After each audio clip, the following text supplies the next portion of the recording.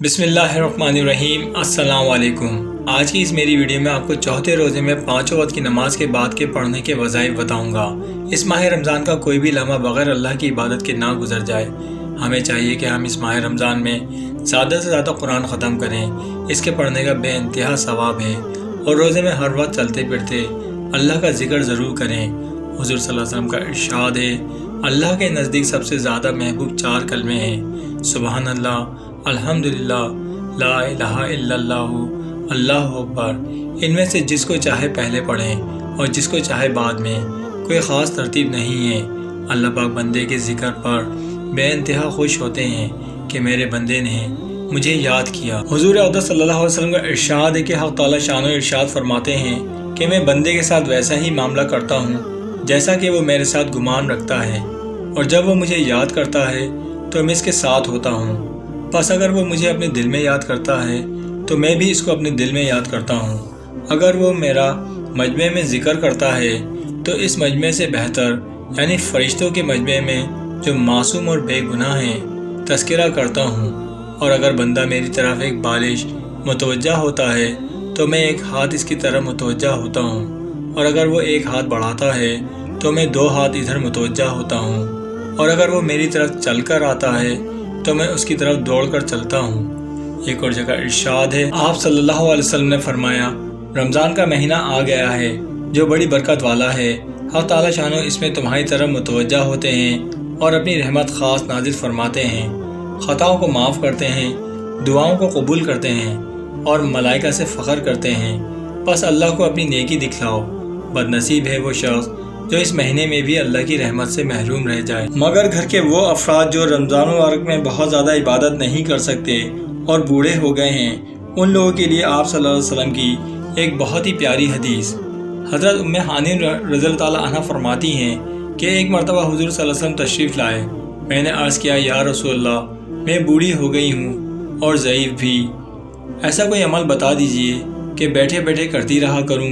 حضور صلی اللہ علیہ وسلم نے فرمایا، سبحان اللہ 100 مرتبہ پڑھا کرو، اس کا ثواب ایسا ہے گویا تم نے 100 غلام آزاد کیے، اور الحمدللہ 100 مرتبہ پڑھا کرو، اس کا ثواب ایسا ہے گویا تم نے 100 گھوڑے، ماں سامان و لگام وغیرہ جہاد میں سواری کے لیے دے دیے، اور اللہ اکبر 100 مرتبہ پڑھا کرو، یہ ایسا ہے گویا تم نے 100 اونٹ قربانی میں ذبح کیے اور وہ قبول ہو گئے، اور لا الہ الا اللہ 100 مرتبہ پڑھا کرو، اس کا ثواب تو تمام آسمان و زمین کے درمیان کو بھر دیتا ہے۔ اس سے بڑھ کر کسی کا کوئی عمل نہیں جو مقبول ہو۔ حضرت ابو رافع رضی اللہ عنہ کی بیوی حضرت سلمہ رضی اللہ عنہ نے بھی حضور صلی اللہ علیہ وسلم سے عرض کیا کہ مجھے کوئی وظیفہ مختصر سا بتا دیجیے، زیادہ لمبا نہ ہو۔ حضور صلی اللہ علیہ وسلم نے ارشاد فرمایا کہ اللہ اکبر 10 مرتبہ پڑھا کرو۔ اللہ جل شانہ اس کے جواب میں فرماتے ہیں کہ یہ میرے لیے ہے، پھر سبحان اللہ 10 مرتبہ کہا کرو۔ اللہ تعالیٰ پھر یہی فرماتے ہیں کہ یہ میرے لیے ہے، پھر اللہم اغفر لی 10 مرتبہ پڑھ لیا کرو۔ حق تعالی شانہ فرماتے ہیں کہ ہاں میں نے معافرت کر دی۔ 10 مرتبہ تم اللہم اغفر لی کہو، 10 مرتبہ اللہ جل شانہ فرماتے ہیں کہ میں نے معافرت کر دی۔ بوڑھوں کے لیے، بالخصوص عورتوں کے لیے، کس قدر سہل اور مختصر چیز حضور اقدس صلی اللہ علیہ وسلم نے تجویز فرما دی ہے۔ دیکھیے ایسی مختصر چیزوں پر جن میں نہ زیادہ مشقت ہے نہ چلنا پھرنا ہے، کتنے بڑے بڑے ثوابوں کا وعدہ ہے، کتنی کم نصیبی ہوگی اگر ان کو وصول نہ کیا جائے۔ حضرت ام سلیم رضی اللہ عنہ کہتی ہیں، میں نے حضور صلی اللہ علیہ وسلم سے عرض کیا، کوئی چیز مجھے تعلیم فرما دیجیے جس کے ذریعے سے نماز میں دعا کیا کروں۔ حضور صلی اللہ علیہ وسلم نے ارشاد فرمایا، سبحان اللہ، الحمدللہ، اللہ اکبر 10 مرتبہ پڑھ لیا کرو، اور جو چاہے اس کے بعد دعا کیا کرو۔ دوسری حدیث میں اس کے بعد ارشاد ہے کہ جو چاہے دعا کیا کرو۔ حق تعالی شانہ اس دعا پر فرماتے ہیں، ہاں ہاں میں نے دعا قبول کی۔ کتنے سہل اور معمولی الفاظ ہیں جن کو نہ یاد کرنا پڑتا ہے نہ ان میں کوئی محنت اٹھانی پڑتی ہے۔ مزدور پیشہ لوگ، فیکٹری میں کام کرنے والے، دکانوں پر کام کرنے والے لڑکے، اور جہاں کہیں بھی جو شخص کسی کام میں مصروف ہو، اسے چاہیے کثرت سے اللہ تعالیٰ کا ذکر مبارک کرے۔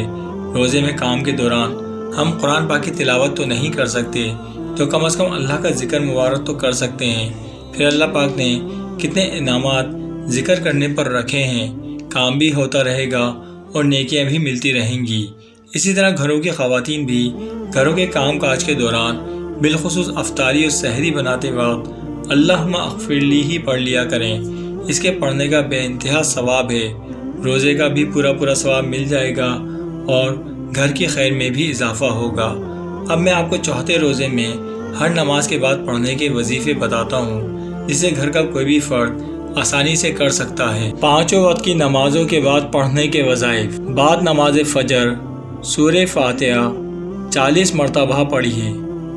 بعد نماز ظہر یا حیو یا قیوم 133 مرتبہ پڑھیے۔ بعد نماز عصر دعائے جمیلہ 3 مرتبہ پڑھیں۔ دعائے جمیلہ یہ ہے: بعد نماز مغرب سورہ 3 11 مرتبہ پڑھیے۔ سورہ 3 اور اس کا ترجمہ یہ ہے: شروع اللہ کا نام لے کر جو بڑا مہربان نہایت رحم والا ہے۔ اللہ کی قسم اور زیتون کی اور طور سینین کی اور اس امن والے شہر کی کہ ہم نے انسان کو بہت اچھی صورت میں پیدا کیا ہے، پھر رفتہ رفتہ اس کی حالت کو پس سے پس کر دیا، مگر جو لوگ ایمان لائے اور نیک عمل کرتے رہے ان کے لیے بے انتہا اجر ہے۔ تو اے آدم زاد، پھر تو جزا کے دن کو کیوں جھٹلاتا ہے؟ کیا خدا سب سے بڑا حاکم نہیں ہے؟ بعد نماز عشاء سورہ مزمل 3 مرتبہ پڑھیں۔ سورہ مزمل یہ ہے: اللہ پاک مجھے بھی اور آپ کو بھی ان سارے وظائف کی کرنے کی توفیق عطا فرمائے۔ آمین ثم آمین۔